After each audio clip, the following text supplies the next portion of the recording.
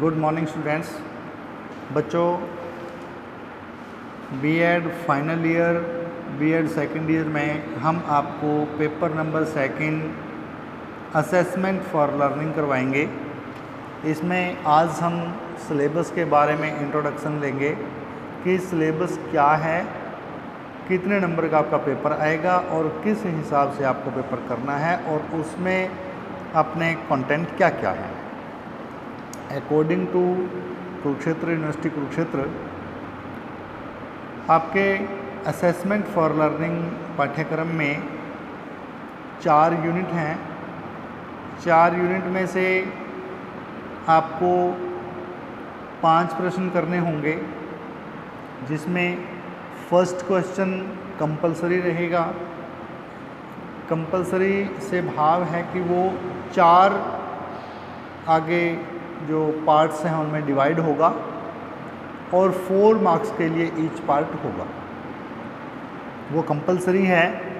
उसके बाद प्रत्येक यूनिट में से 2-2 क्वेश्चन आएंगे और आपको 1 question from each unit for 16 marks, 16 number के लिए आपको क्वेश्चन करना होगा, क्योंकि फर्स्ट क्वेश्चन कंपलसरी, उसके बाद 4 आपको और क्वेश्चन करने हैं जो 16-16 नंबर के होंगे। टोटल जो आपका थ्योरी एग्ज़ाम है वो 80 मार्क्स का होगा। समय इसके लिए 3 घंटे रहेगा और 80 मार्क्स के लिए आपका ये पेपर रहेगा और 20 नंबर की असेसमेंट जो कॉलेज की तरफ से आपको दी जानी है।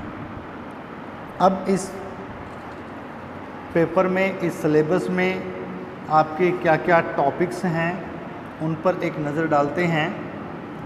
सबसे पहले है फर्स्ट यूनिट।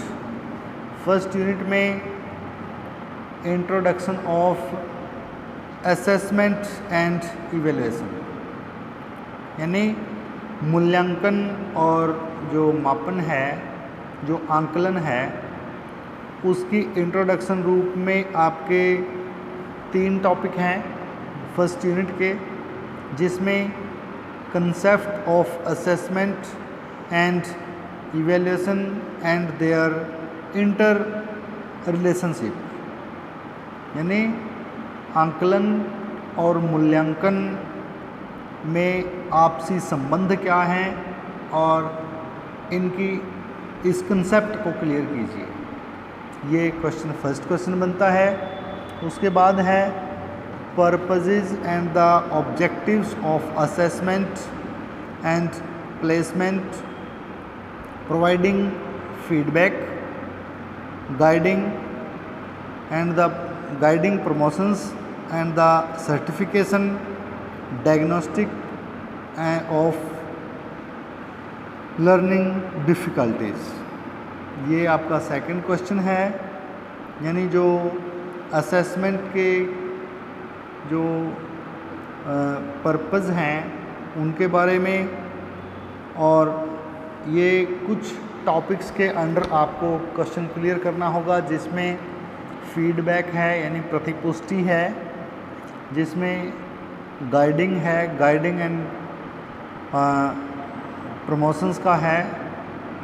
किसी भी पेपर के या किसी भी मूल्यांकन के बाद जो सर्टिफिकेशन दी जानी है उसके बारे में बताना है, और डायग्नोस्टिक के बारे में कि डायग्नोस्टिक मतलब निदानात्मक जो मूल्यांकन है, और निदानात्मक मूल्यांकन में के लर्निंग में आने वाली जो डिफ़िकल्टीज़ हैं, जो बाधाएं हैं, उसके बारे में यहाँ वर्णन किया जाना है। उसके बाद है critical review of the current evaluation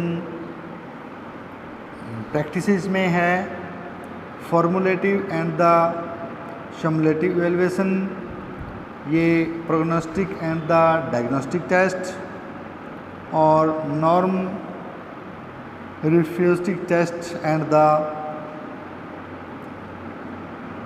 दो क्वांटिटेटिव एंड द क्वालिटेटिव, ये टेस्ट हैं, इनके बारे में डिस्कशन किया जाना है।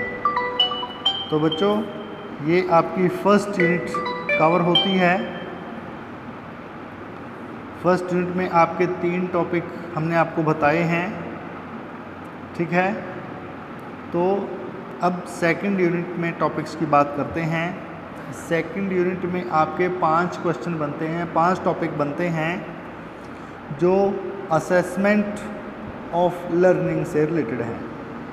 इसमें concept of the cumulative effective, जो dimension of the learning and the जो रिवाइज्ड टैक्सोनॉमी ऑफ ऑब्जेक्टिव्स हैं 2001, इसके बारे में डिस्कशन किया जाना है। उसके बाद है constructing tables and the specification and writing different forms of the questions, जिसमें VSA, SA, ET and the objective types और सिचुएशन बेस्ड क्वेश्चंस के बारे में या उसकी असेसमेंट के बारे में आपको डिस्कशन करना है। उसके बाद है constructions of the achievement test, जो अचीवमेंट टेस्ट यानी उपलब्धि जो परीक्षाएं होती हैं वो कैसे तैयार की जाती हैं, इसका स्टेप क्या हैं, इसके प्रोसीजर्स क्या हैं और इसके प्रयोग यानी यूजेस क्या हैं, ये टॉपिक रहेगा। उसके बाद है constructions of the diagnostic test, वही निदानात्मक जो परीक्षाएं हैं, टेस्ट हैं, उनका कंस्ट्रक्शन यानी उनको किस प्रकार से तैयार किया जाए, इसमें भी उसके स्टेप्स, यूजेस एंड लिमिटेशंस की बात आती है, यानी वो जो उसकी लिमिटेशंस हैं, उसके दोष क्या हैं, इसके बारे में भी बात करेंगे।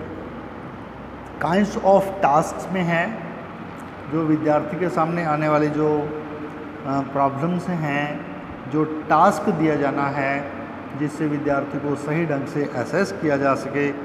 इसमें projects, assignments and the performance, कि विद्यार्थी को किस प्रकार के प्रोजेक्ट पर कार्य करना है, किस प्रकार से वो असेसमेंट होती है और क्या फिर विद्यार्थियों की यानी परफॉर्मेंस के क्या क्या यूजेस हैं, लिमिटेशंस हैं, मेरिट एंड डिमेरिट्स के अंतर्गत हम इस टॉपिक को करेंगे। ये बच्चों आपकी सेकंड यूनिट थी। टोटल 4 यूनिट्स में सिलेबस डिवाइड किया गया है, हम पहले ही आपको बता चुके हैं। अब थर्ड यूनिट में असेसमेंट प्रोसेस एंड टूल्स का जिक्र होता है, जिसके अंतर्गत need of CCE, its importance and problems faced by the teacher, यानी जो CCE प्रोग्राम है इसकी इम्पोर्टेंस क्या है, इसकी प्रॉब्लम्स क्या हैं जो टीचर को फेस करनी पड़ती हैं, जो टीचर के सामने आती हैं। उसके बाद meaning and the constructions of the process, जिसमें ओरिएंटेड टूल्स में ऑब्जर्वेशन टूल और इसमें checklist, rating scale and anecdotal record, यानी विद्यार्थी के कितनी उपलब्धि हैं उनके बारे में जो उनका निरीक्षण किया जाता है, जो उनको ऑब्जर्व किया जाता है, ऑब्जर्वेशन शेड्यूल, उसकी चेकलिस्ट, उनका पूरा डेटा और रेटिंग स्केल, ये अलग अलग से पैमाने हैं असेसमेंट को निर्धारित करने के। इनके बारे में भी अलग अलग से आपको जिक्र करना होगा।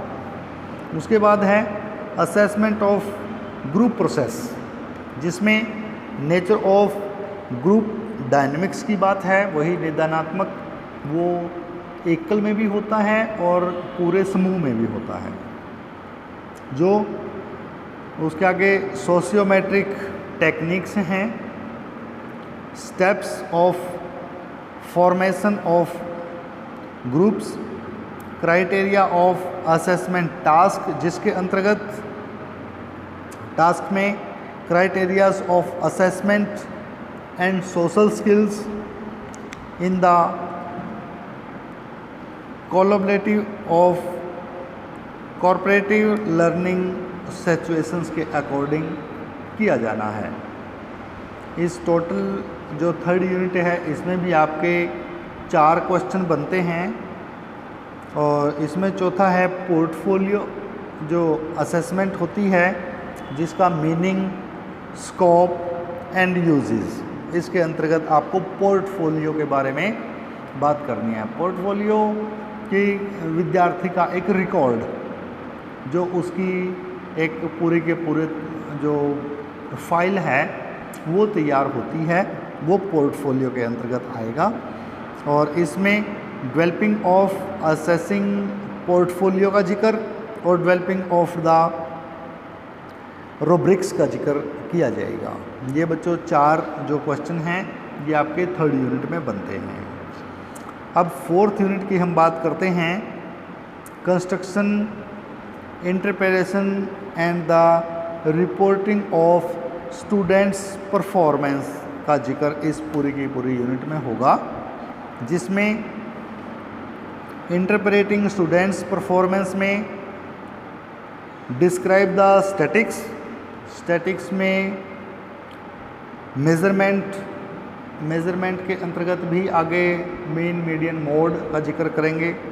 सेंटर टेंडेंसी एंड द जो मेजर्स ऑफ द वेरिएबिलिटी और परसेंटेज के न्यूमेरिकल्स के रूप में आपको ये क्वेश्चन होगा। इसमें स्टैटिक्स का पूरा पार्ट आ जाता है, जिसमें मेज़रमेंट भी, सेंटर टेंडेंसी की मेज़रमेंट है और मेज़रमेंट ऑफ वेरिएबिलिटी की है और परसेंटेज।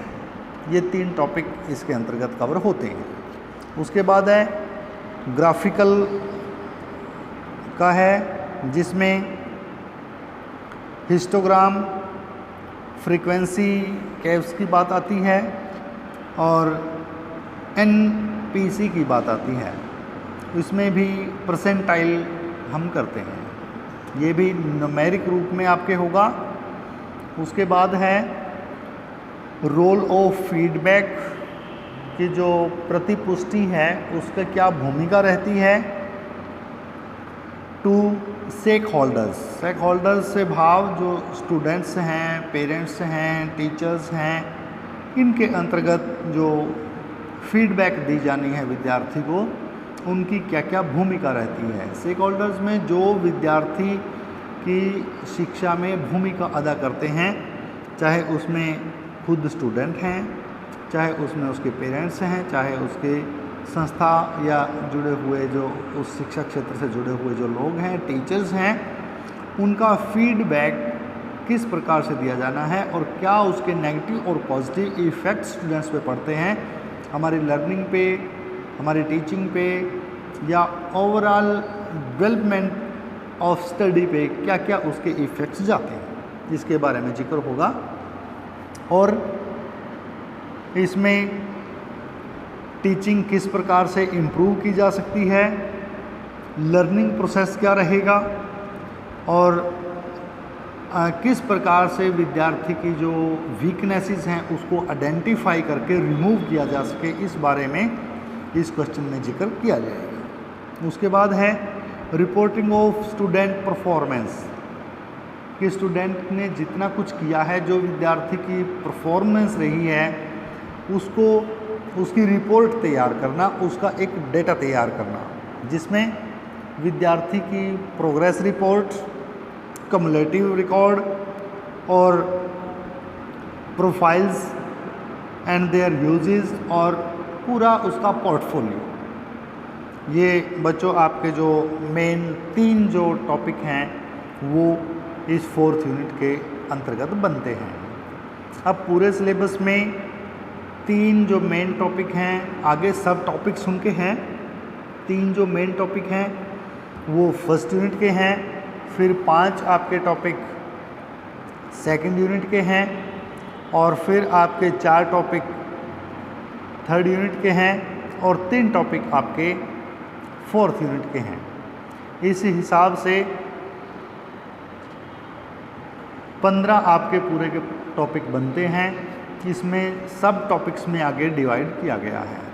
अब बच्चों ये आपके जो 15 टॉपिक को आप मान के चलें कि 15 आपके क्वेश्चंस बनते हैं, और इन 15 क्वेश्चंस में आपको एक एक जो 16 मार्क्स का होगा उसमें आपको एक एक ऑप्शन दिया जाएगा।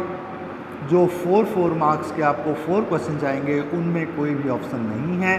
वो चारों पार्ट, फर्स्ट क्वेश्चन के चारों पार्ट आपके लिए कंपलसरी रहेंगे, और वो चारों एक एक यूनिट से एक एक क्वेश्चन डाला जाता है। इस हिसाब से आपका पेपर सेट होगा। तो बच्चों आज हमने इंट्रोडक्शन पूरे सिलेबस की है। कल से हम अपना टॉपिक शुरू करेंगे, कल से आपकी रेगुलर स्टडी शुरू हो जाएगी। आज के लिए इतना ही, धन्यवाद।